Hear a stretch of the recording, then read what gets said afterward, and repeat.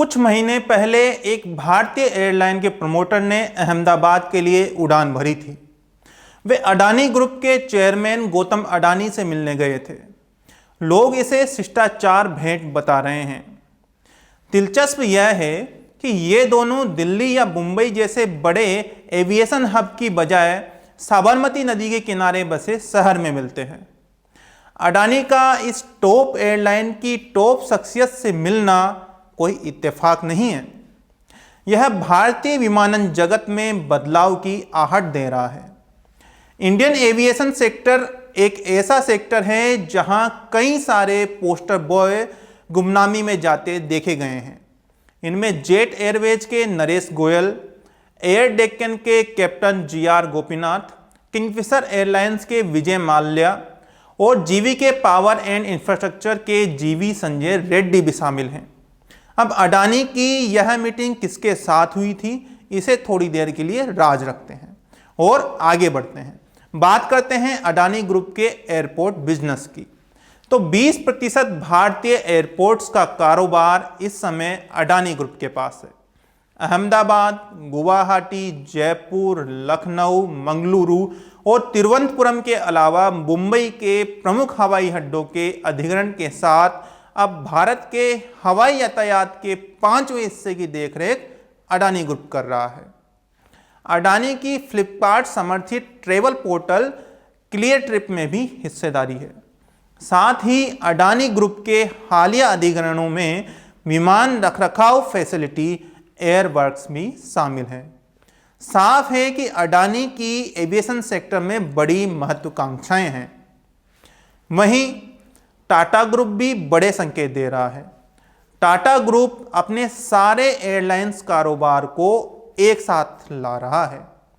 Group के chairman N Chandrasekaran Air India के रूप में एक कंसोलिडेटेड ग्लोबल एयरलाइंस पर जोर दे रहे हैं। साथ ही ग्रुप जमीन पर भी महत्वपूर्ण कॉन्ट्रैक्ट्स हासिल कर रहा है। यह नोएडा इंटरनेशनल एयरपोर्ट, जो जेवर एयरपोर्ट के नाम से भी जाना जाता है, इसके पहले फेज का निर्माण कर रहा है। अब आपको समझ आ रहा होगा कि अडानी और टाटा कैसे भारत के एविएशन सेक्टर में अपना कारोबार फैलाने की कोशिशें कर रहे हैं। अडानी के लिए अगले साल 3 प्रमुख फोकस एरिया रहने वाले हैं। आइए पहले इनके बारे में जानते हैं। पहला फोकस एरिया है नया revenue sharing model. Adani group ने एयरपोर्ट्स इकोनॉमिक रेगुलेटरी अथॉरिटी के पास एयरपोर्ट्स के आधुनिकीकरण के लिए प्रस्ताव भेजे हैं। एयरपोर्ट्स के आधुनिकीकरण के लिए पैसा कहां से आएगा, ग्रुप ने इसको लेकर भी एक प्रस्ताव दिया है। अडानी ग्रुप ने घरेलू यात्रियों के लिए हवाई किराए पर जो यूजर डेवलपमेंट फीस लगती है उसको 100 रुपये से बढ़ाकर 703 रुपये और अंतर्राष्ट्रीय यात्रियों के लिए इस फीस को 1400 रुपये करने का प्रस्ताव दिया है। अडानी ग्रुप ने एयरपोर्ट्स पर कमर्शियल एक्टिविटीज से आने वाले रेवेन्यू को शेयर करने के लिए एक नए स्ट्रक्चर का भी प्रस्ताव दिया है। इस मॉडल के तहत Ahmedabad airport Adani airport holdings को ड्यूटी फ्री स्टोरेज, विज्ञापन, लाउंज, रेस्तरां, होटल, खुदरा दुकानों आदि जैसे सभी गैर वैमानिकी व्यवसायों को आउटसोर्स करेगा। इसके बाद अडानी ग्रुप की कंपनी एयरपोर्ट्स को रेवेन्यू का एक हिस्सा देगी। तो इस तरह अडानी ग्रुप की नए रेवेन्यू शेयरिंग मॉडल पर बातचीत चल रही है। अब आते हैं दूसरे फोकस एरिया पर, जिस पर अडानी अगले साल काम करेगा। वह है अधिक एयरपोर्ट्स का कारोबार अपने हाथ में लेना। अडानी ग्रुप धीरे धीरे अपने एयरपोर्ट्स की संख्या बढ़ाता जा रहा है। सरकार की साल 2025 तक 25 एयरपोर्ट्स को निजी सेक्टर को लीज पर देने की योजना है। इनमें भुवनेश्वर, वाराणसी, अमृतसर, त्रिची, इंदौर, रायपुर, कालीकट और कोयंबटूर भी शामिल है। इनमें से 11 को पहले चरण में लीज पर दिया जाएगा। अडानी इस बिजनेस में तेजी से विस्तार करना चाहता है। विशेष रूप से वह अपने पहले अपना जो गृह राज्य है गुजरात, वहां के एयरपोर्ट्स का बिजनेस अपने हाथ में लेना चाहता है।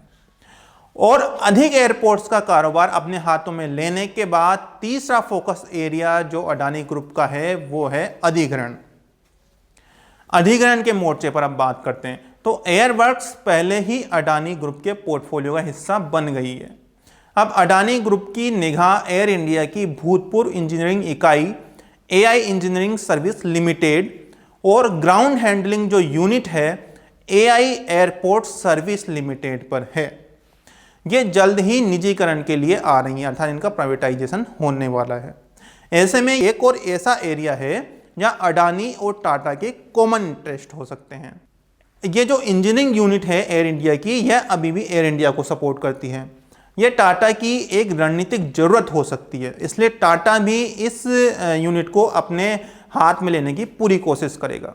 इस तरह हमने 3 फोकस एरिया जाने जिन पर अडानी ग्रुप काम करने वाला है। अब बात करते हैं इंडियन एविएशन सेक्टर की मौजूदा हालत की। तो हालत यह है कि इस सेक्टर की कैपेसिटी घट रही है और हवाई किराया बढ़ रहा है।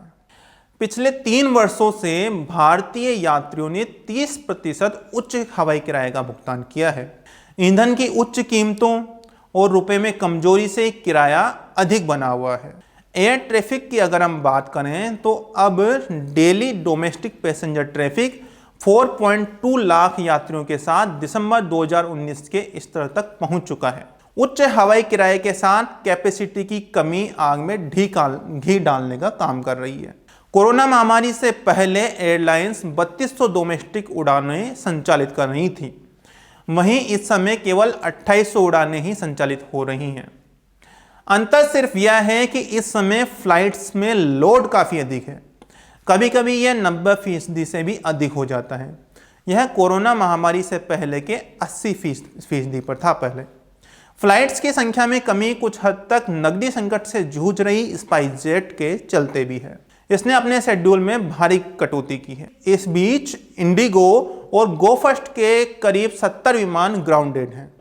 इंजन बनाने वाली company parade and Whitney global supply chain में इशू के चलते मरम्मत किए गए इंजन की सप्लाई नहीं कर पा रही हैं। इसके चलते यह परेशानी आ रही है। इस तरह इंडियन एविएशन सेक्टर में इस समय कैपेसिटी की कमी और बढ़ता हवाई किराया 2 बड़ी समस्याएं हैं। अब अगले साल एयरलाइंस क्या कर रही हैं? एयरलाइंस कैपेसिटी की कमी से निपटने के लिए अपने विमानों की जो संख्या है, अपने विमानों का बेड़ा है, उसे बढ़ाने जा रही हैं। टाटा ग्रुप की एयर इंडिया की अपन बात करें तो इसने अगले साल अपने बेड़े में 42 अन्य विमान शामिल करने की घोषणा की है। वहीं विस्तारा ने 16 नए विमान शामिल करने की घोषणा की है।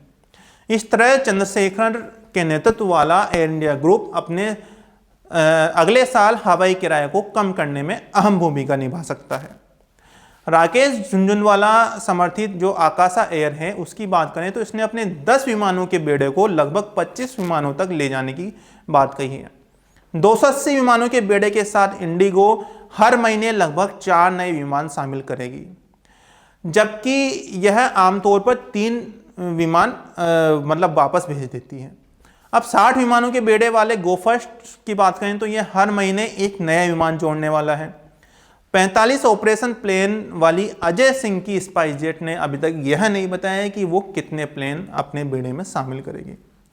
इस तरह अगले साल जो है भारतीय विमानन बेड़े में करीब 80 नए नैरो बॉडी प्लेन शामिल हो सकते हैं। तो इस तरह हमने अब तक जाना कि इंडियन एविएशन सेक्टर में 2 समस्याएं हैं।